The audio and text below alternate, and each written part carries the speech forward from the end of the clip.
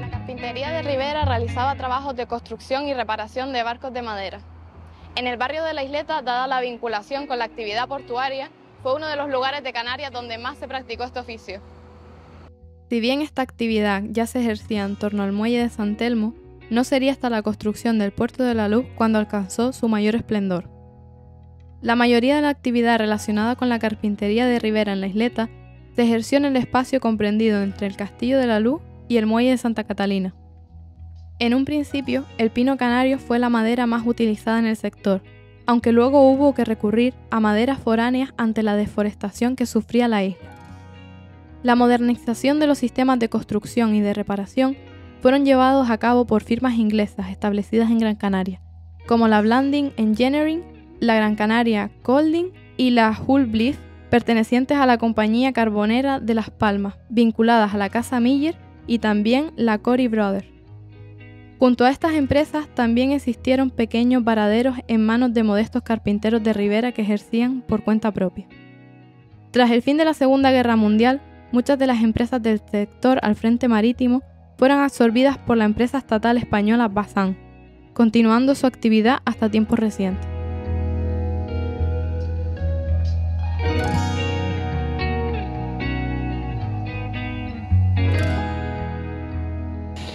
¿Qué actividades comprende lo que llamamos carpintería de Ribera? Bueno, el auténtico carpintero de Ribera, que a mí me gusta más porque es como así lo citan los cronistas de la época, el maestro de hacer naves, es la primera referencia que se tiene de ellos en 1507 y hablan del maestro de hacer naves. Es aquel artesano, porque es un artesano, carpintero, y el auténtico va desde la gente no lo sabe, pero va desde la selección del árbol, sí, ellos seleccionaban la madera, no le valía cualquier madera, claro, desde la selección del árbol, el aserramiento, eso para aserrarlo, ¿no? La distribución de las tablas, la colocación para la estructura, todo eso viene a cargo del maestro, del maestro de hacer naves, o sea, del carpintero de Ribera. Y luego ya están los operarios, que son los que llevan la tacha, vaya. Por cierto, tachas, utilicé un término canario. Para los que no son canarios, las tachas son los clavos. Los clavos. Es que me hace mucha gracia la palabra clavo. ¿Y en las Palmas de Gran Canaria, cuándo hay constancia del inicio? Bueno, más que en las Palmas, como las Palmas capitales en Gran Canaria, la primera referencia que se tiene de un carpintero de Ribera o un maestro de hacer naves es en 1501. Precisamente se llamaba don Cristóbal Martín. Este era un carpintero o un maestro de hacer naves que ubicado en Gando o Agando, que es como se llamaba entonces la bahía de Agando, así la cinta del almirante como Agando, y tiene, digamos, la anécdota, la particularidad que fue uno de los que repararon las naves de Colón, el famoso timón. Fue más que el timón, pero bueno, las crónicas dicen que el timón. Esta es la primera referencia. Después, en 1501. Luego se sabe, porque claro, eran los sitios donde se necesitaba la carpintería.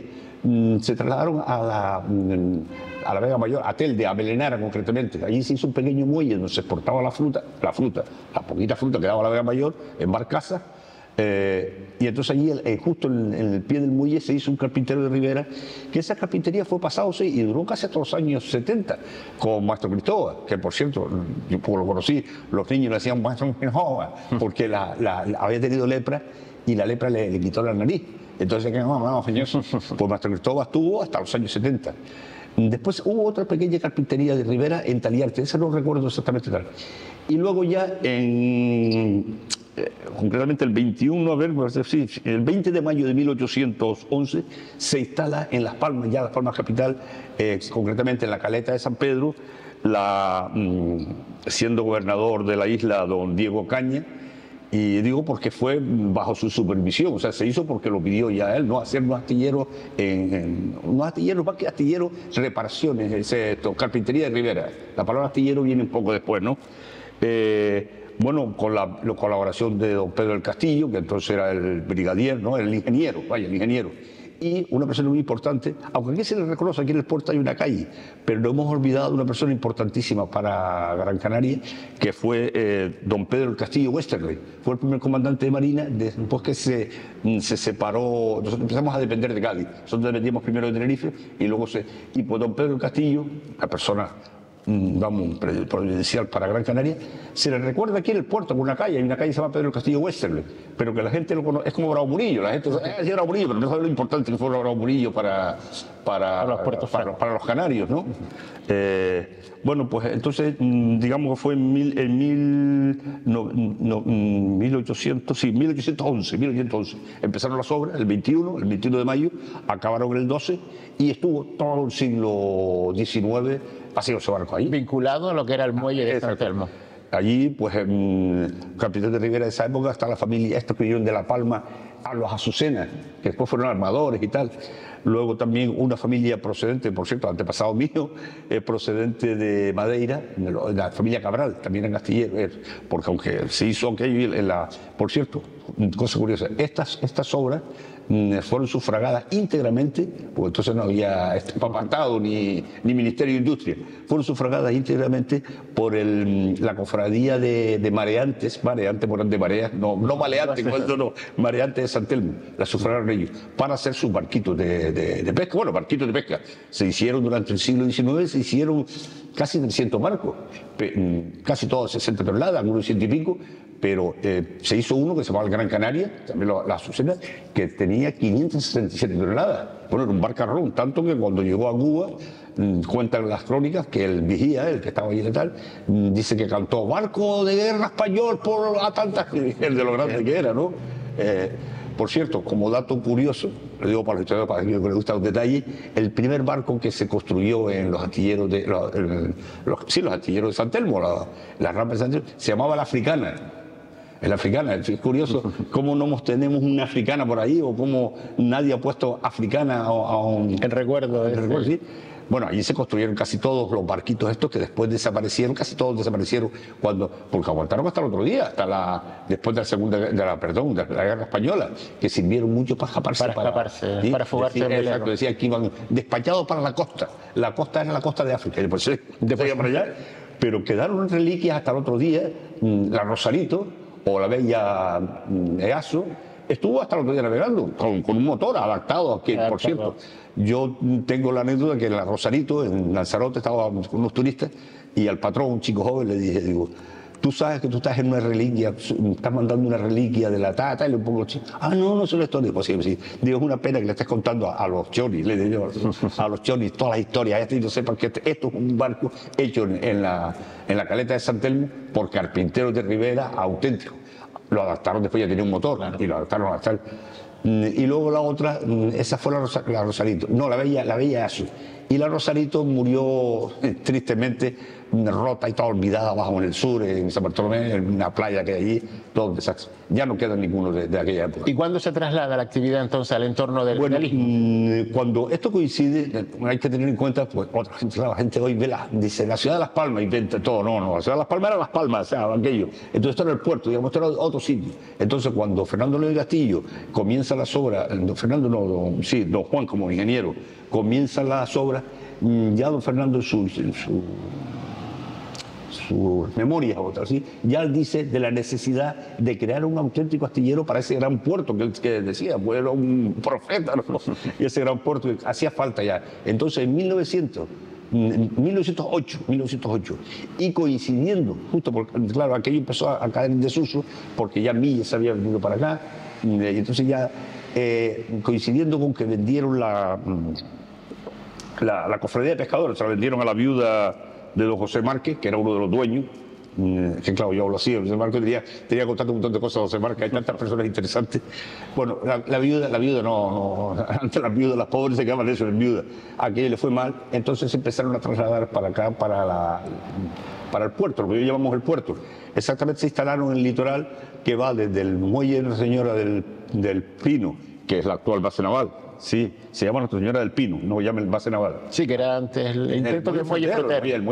El muelle frutero, que llegaron a operar barco, aunque no se terminara del todo, llegaron a operar barco hasta que lo cogieron provisional, porque sigue en estado provisional. De eso a lo mejor algún día habría que hablar, porque que lo sepa la gente, que la actual base naval se llama Muelle Nuestra Señora del Pino y está cedido al gobierno español provisionalmente, porque hasta los 7.500.000 pesetas que entonces quedó el ministerio en entregar a la Junta, a la que entonces era Junta del Aeropuerto, nunca lo entregaron tampoco. O sea que ni siquiera entregaron el dinero. Pero bueno, eso es otro tema.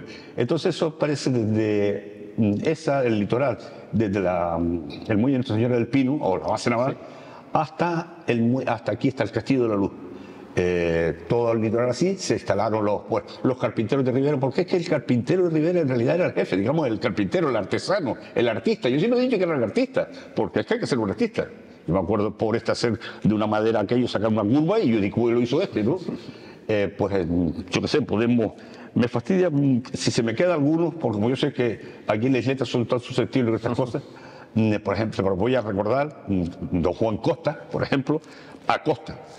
Don Juan y José Marrero, por cierto, Marrero era una generación, sí, que además Marrero también era conocido porque era cambullonero también, y entonces claro, era más marcado, ¿no? Don Francisco Jiménez, que era maestro Paco, es que la gente lo conocerá como maestro, yo digo Don Francisco, y quién es eso, maestro Paco, hombre. Don José Gaspar, que le llamaban Pepe Gaspar, que otro más. Bueno, el abuelo de Marrero, de José Ortega Marrero, sí, montó incluso una carpintería de Rivera aquí en la cantera, en las playas del Sabadell, en la playa aquella allí de eso. Allí montó una carpintería, sí, del Confitar, aquí en la zona. Allí montó una carpintería. Después, más tarde, mucho más tarde, fue a los famosos tiros Jorge, que la gente lo recordará. Es más, yo creo que las pocas barquillas, porque entonces se llamaban barquillas, no barcos, la barquilla de 2 proas que hay en las canteras, si es que queda alguna de madera, que yo creo que ya todas son de fibra, pero son obras de esta gente, ¿no? Otras reliquias, que es una pena el que no tenga la barquilla de 2 proas, porque la segunda proa, digamos, porque eran 2 proas, ¿no? Cuando con la llegada del motor fuera a borda, pues se le puso el famosa popa de espejo para poner el motor, ¿no? Y entonces era una barquilla preciosa, además. Existía 2 tipos, la de 2 remos nada más, que iba al remo, y la de 4 remos. Y luego había una incluso adaptada para la vela, y eso es muy interesante. Por la similitud, por la cosa que tiene con nuestra vela latina, el desarrollo, que luego lo hablaremos. ¿Y en esas empresas que está nombrando, qué papel jugaron las empresas extranjeras? Bueno, exacto, fue muy importante la aportación de inglesa, especialmente, inglesa alemana, pero especialmente inglesa en Gran Canaria, el desarrollo económico fue importantísima. Como decía el poeta Tomás Morales, todo aquí es extranjero. La banca, la reina, la vía, hasta la misa que estira, no, sus medias que enseña su estirada media a la bajada del tranvía, ¿no? Bueno, entonces la casa, los ingleses, las millas, entonces montaron una rampa, ya son las rampas, ya eran astilleros, porque además eran carboneras también. Hacían barcos de madera, hicieron un montón de estos pesqueritos que iban allá, pero ya con motoveleros, ya más que nada, ¿no? Ya tenían eso con sus calderas. Ahora, ¿cómo se llama ahora? Estos se instalaron entre Salvador Cuyá y la calle Rosarito. Sí, más o menos, sí, es ahí, ya con rampas, ¿no? Eran precisamente 2, la inglesa, la Brandy Engineer, y la Gran Canaria Corporation, eran esas 2. Exacto. Después se hizo la Womeran. La Womeran era alemana, pero esa entró en desgracia porque con la segunda, primero perdieron la Primera Guerra, ahí escaparon más o menos. Pero con la segunda, porque esa en realidad no se hicieron para hacer barcos, sino para atender a los barcos con rampa también. Esta fue un poquito más allá. Precisamente creo que está cerca de la calle esta que nombré antes, don Pedro Castillo Westerre. Me parece que está más o menos en esa altura. Zona. Sí, me parece que está por ahí. Eso también tenían rampa, pero eso claro, cuando Alemania perdió la guerra, eso pasó a manos privadas y se quedó, me parece que la Carbonera de Tenerife. Sí. Que por cierto, estas 3 compañías luego se unieron y se formaron el famoso Red Naval, que todo el mundo recordará que estaba al lado de los muelles del centro comercial del muelle. Bueno, por la parte sur del dique del muelle Santa Catalina. O sea que toda esa costa fue ligada a la construcción, reparación. Eran de carpinteros de Rivera puros, o sea, con su techo, y después ya 3 rampas, ¿no? Ya que subían barcos, que ya ahí porque pasa una cosa, aquí, así como en la península, cuando se empezó a sustituir la madera y empezó que nuestros astilleros, digamos, nuestras reparaciones navales, no desaparecieron porque tuvieron una particularidad. Se perdió la moda de las calderas, los barcos de caldera, entonces todo el Mediterráneo desaparecieron, además acogieron los créditos estatales, entonces, y todos se pasaron a barcos de diésel. Y entonces los pesqueros, la única forma de reparar un pesquero de caldera era venir a Canarias. Y se vinieron todos para Canarias, todos del norte y todos del sur. Entonces aquí creo que la actividad era frenética, eran de 600 hombres en un fijo. Se reparaban las calderas, que por cierto me río porque un ingeniero, muy amigo mío, cuando yo estuve haciendo las investigaciones, me contaba, digo, y que este era fijo trabajando por la noche, tal. Digo, eso sí, las reparaciones, me hizo gracia porque además era verdad, las reparaciones se sabía cuándo empezaba, pero no cuándo terminaba. Digo, por mí dice, no, por los cortes de luz. Dice, a lo mejor se va a trabajar sin luz, entonces paraba todo aquello. Por cierto, una cosa que hay que decir y que la gente lo sepa, que en aquella época, claro, la distancia no era hoy como hoy, que se pide por mensajero una pieza. Entonces eso hizo que se desarrollaran aquí auténticos torneos, pero unos torneos que ya me contaba que una vez fue a un astillero no iba a la Castel, no sé si era los astilleros, bueno, y le preguntaron de qué ingeniero, de dónde habían venido esos ingenieros que habían hecho esas piezas, que dónde estaba la patente y tal. Y dice, no hay patente, es un tornero. Creo que hacían unas piezas exquisitas, eran auténticos los tal. Y si todos estos venían de los talleres de carpintería, no venían del FP, Dice, se hicieron torneros, pero hacían, dice, claro, la necesidad crea valor, ¿no? Luego también me contó otra cosa muy simpática, que parece que una casa de calderas en Valencia le pidió que le enviara el agua para estudiar ellos, porque claro, en la península ya no había barcos de caldera, pero aquí sí, entonces ellos seguían haciendo algunas piezas. Entonces les pidió que le enviaran unas muestras de agua para examinarla, para ver los productos. Entonces Jamenet encargó la botella y tal, y se la mandó para Valencia. Y de Valencia le contestaron que no, que lo que ellos le habían pedido era el agua pura, el agua cuando se la ponía, que no el agua de las calderas, de lo malo que era el agua. Curioso. Y dice, no, sin usar, tiene que ser agua sin usar, se rueda el agua que le pone. ¿Y hasta cuándo estuvo en esa zona todo el tema de reparación naval? Sí. Esto hasta los años 70, cuando se empezó a hablar ya de la ampliación de la avenida marítima, lo primero que hizo fue, se esforzó, primero empezaron a poner impedimentos a todos estos carpinteros de ribera, especialmente los chicos, los marreros, por cierto, los marreros se portaron muy mal, sobre todo cuando hubo, digamos, perdón la expresión, porque muy canario maricón el último, sí, porque da la impresión de que todos empezaron a quitar, porque empezó a quitarse lo de la Búmera, lo del Castillo de la Luz, empezó eso. Cuando empezó la ampliación de la avenida marítima, ya se proyectó quitar Renaval de allí. Bueno, Renaval, aquellos se unieron a aquellas tres, como dije, y formaron Renaval, que era reparaciones navales.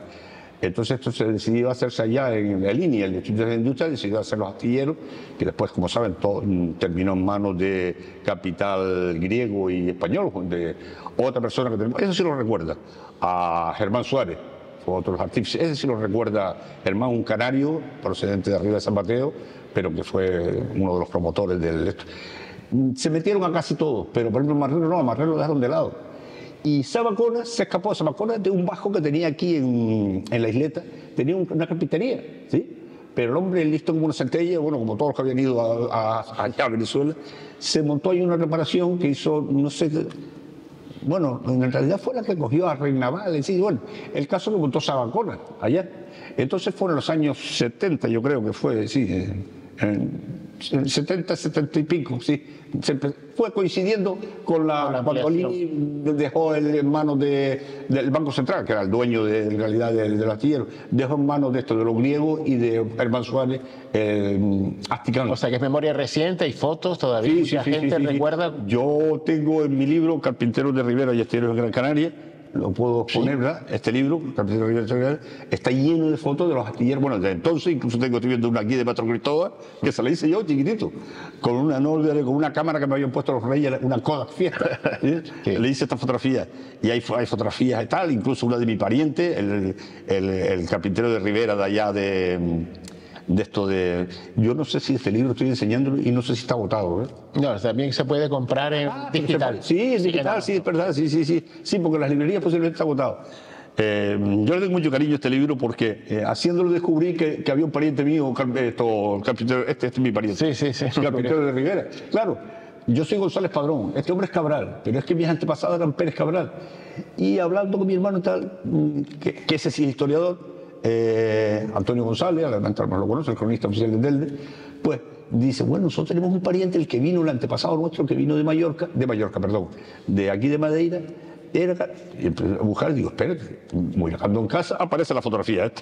Dice, míralo, aquí está, mira el hombre como está tan elegante.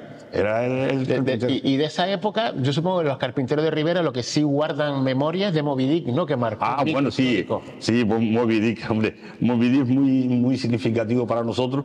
Esto fue que la película Moby Dick, algunos lo habrán visto en televisión, lo han puesto en blanco y negro, que la protagonizaba Gregory Peck y George Hanson. ¿Sí? En aquel tiempo eran unos actores que todo el mundo tenía que ver con ellos, ¿no? Bueno, hay que decir que esta película se empezó a rodar en Inglaterra, en el sur de Inglaterra, pero el mal tiempo, la falta de luz, la película llevaba 6 meses haciéndose. Y dio la casualidad que Mr. Jolly, que trabajaba para la Casa Miller, hizo un viaje a Inglaterra y se encontró allí. Entonces dice, oye, ¿por qué no vienen ustedes a Gran Canaria? Que va por la ballena, hacer la ballena allá. Que va. Yo tengo un carpintero Rivera, Momo, y además le dijo así que es un manita. Eso lo diría en inglés, no sé si diría, pero que es un manita, se te hace y dice, bueno, entonces con los planos de tal, se vinieron para acá, le encantó la luz y la temperatura, y ahora venía a hacer la ballena. Entonces se la encargaron a Momo, a famoso este Momo, que el nombre era Jerónimo Cabrera. Jerónimo Cabrera, Momo le decían, Momo. Pues, vamos, hizo una ballena preciosa de 3 metros, que la hizo con madera, plástico y hierro. Y empleó 50 hombres. Pero además no solo le salió a este hombre, al productor, le salió la cosa bien, sino que después de los 50 hombres, 40 actuaron de extra. Entre ellos Momo, que sale 2 o 3 veces. Curioso. Que además me contaba uno de la Casa Miller de aquella época, que a Momo muchas veces había que decir, no, Momo, no mires para la cámara, porque creo que Momo cada vez que hacía Momo, que no dijo, puedo saludar de milagro, ¿no? Bueno, la ballena además la transportaba a los propios barcos de la Casa Miller, los sacaba y tal. Y entonces hicieron esa ballena, la Moby Dick, pesaba 3 toneladas, o sea, y quedó. Entonces cuando vean la película, si alguna vez, si la ponen en televisión, la suelen poner de vez en cuando, sepan que esa ballena se hizo aquí frente al lado del edificio Rosalito, sí, al lado de la casa Rosalito, y que era Gran Canaria, que por cierto, el Gregory Peck se enamoró de Gran Canaria, después incluso dijo que iba a venir y sí, se hospedaba después en el Hotel Santa Catalina, sí, quedó enamorado, no es de extrañar, ¿no? Que se enamoró de Gran Canaria. Pero se lo debemos a Mr. Jolly. Fue el que lo hizo. Y dentro de los trabajos que hacían nuestros carpinteros, supongo que lo que es la Vera Latina, el barco de Vera Latina, es un sí. Porque también las medidas del barco y de la vela son ilógicas para mucha gente. Y todo es ilógico. La Vera Latina en realidad tiene sus orígenes en un barco, el famoso Tirma. El Tirma que lo hizo González, el Calafete le decía. Ese se hizo allá en el Tirma, que está, para que la gente lo vea, está en el aparcamiento del Club Náutico. Ahí está el Tirma. El Tirma está hecho con el mejor estilo inglés, de esta forma de que se hacía entonces, claro, para los clubes náuticos, para la gente fina, porque no iba a tener un velero Pepito ahí, el carbonero, no iba a tener un. Entonces esto lo hizo un ingeniero, un arquitecto, un ingeniero naval, y aquí se lo trajo los planos, porque lo cargó el Club Náutico, se lo cargó. Y este hombre, por eso digo que eran auténticos, gente que no habían tenido estudios, pero que eran artesanos que empezaban en la madera. Yo presumía y decía, no, yo miro hasta el árbol. Bueno, entonces aquí hizo el Tirma. Lo que pasa es que cogió los planos del tal Mr. George se llamaba, que era el ingeniero jefe de eso, y los cambió un poquito para adaptarlo más a nuestras aguas. El Mr. George, cuando llegaron, pues había que certificarlo. Se calentó y dice que no, que aquello estaba trafagado. Tal. Entonces le dije, no, es que nuestras aguas son. Venga usted para que lo vea. Vino y dice que dice, oye, este hombre es un talento. Un talento, efectivamente. El barco caminaba mucho más.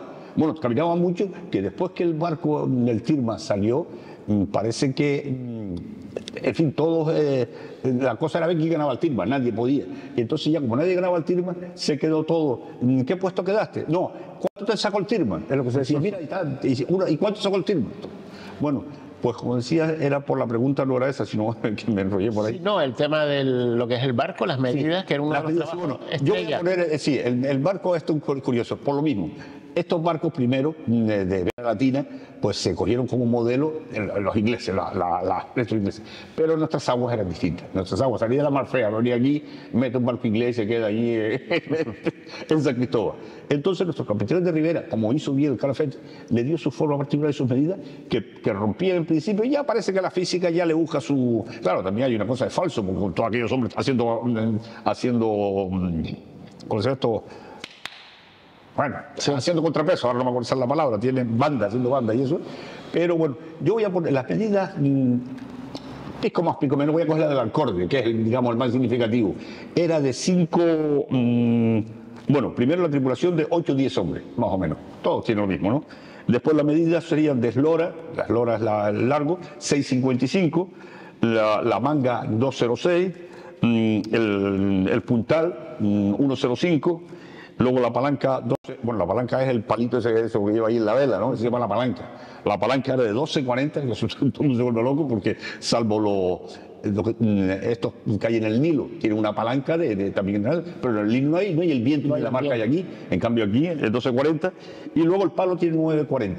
Estas son las medidas del acorde, pero los demás son todos primos hermanos, ¿no? Y digo el acorde porque todo el mundo lo conoce, más significativo. ¿En la actualidad queda algo de trabajo de carpintería de Ribera en lo que es madera? Sí, no, en los barcos ahora, eso lo iba a decir, así como el acero sustituyó a la madera, los barquillos, como le decíamos nosotros, fue sustituido por el plástico, por la fibra, ¿no? Hoy no hay, está el molde, los moldes, sí, pero de madera no hay. Es una pena porque no cabe duda que son muy bonitos, pero claro, es una ventaja, la fibra es enorme, ¿sí? Hay carpinteros que hacen... Sobre todo Vera Latina, ¿no? Sí, exacto. Todo eso se hace todo, pero se forra de fibra. Es una pena, pero así, la popa también. Ese Vela Latina está adaptado, es nuestra. Yo en vez de Vela Latina le diría Vela Canaria, porque Latina, bueno, no sé si... Por la forma de vela. Sí, por la forma de vela, pero en realidad la embarcación es puramente canaria, porque hasta el otro día que hicieron ya un programa, metían las medidas y yo te decía que no se mantenía en pie. Es más, nosotros, ya como marino profesional, tenemos una cosa que se llama el cálculo de estabilidad.